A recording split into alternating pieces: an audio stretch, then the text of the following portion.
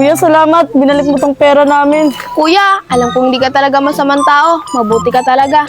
Sumama ka na lang sa amin. May offer kami trabaho sa'yo. Tara na. Kuya, dun po. Dun sa bakod na yun. Siguradong Kuya. magandang trabaho mo dun.